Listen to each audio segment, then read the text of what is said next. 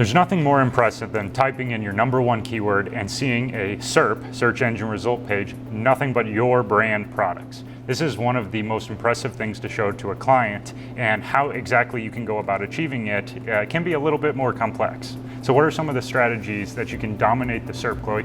Definitely. So the first thing to realize is one listing will really only win one sponsored product spot or one headline spot. So if you have products that could be separated out into different listings to saturate the page, that may be a strategy that you think about doing. Now, it's important not to just go after a really competitive category if we have no organic ranking and you decide to separate everything and just try to win all the top ad spots and see what happens, because that likely will not work out how you want it to.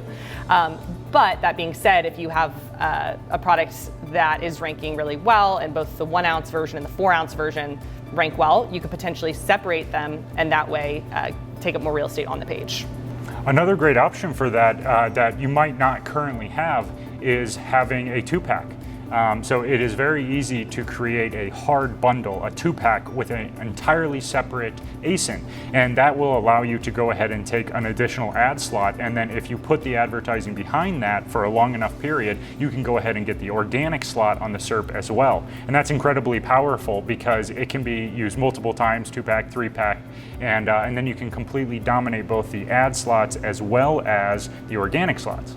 Now, I don't think page domination really stops there, though. I think it also can be implemented on the product page.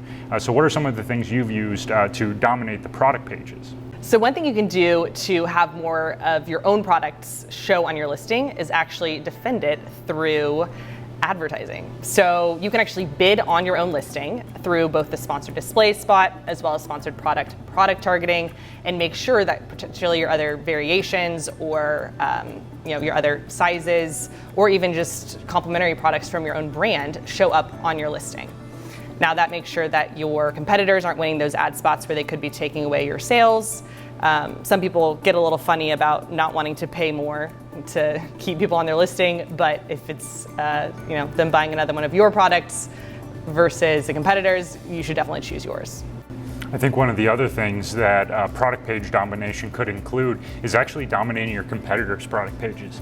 So for example, if you're dominating the SERP and there is that one competitor listing that has an organic slot above the fold that you want to take, maybe it doesn't make sense for you to be able to add more product variations, 2-packs or different sizes, or separate out one of your parents into separate child SKUs, but it might make sense to go ahead and dominate their product page through, again, like Chloe mentioned, sponsored display, sponsored product, and having both your 1-pack, your 2-pack, or different color variations showing up throughout the entire product page of your competitor listing.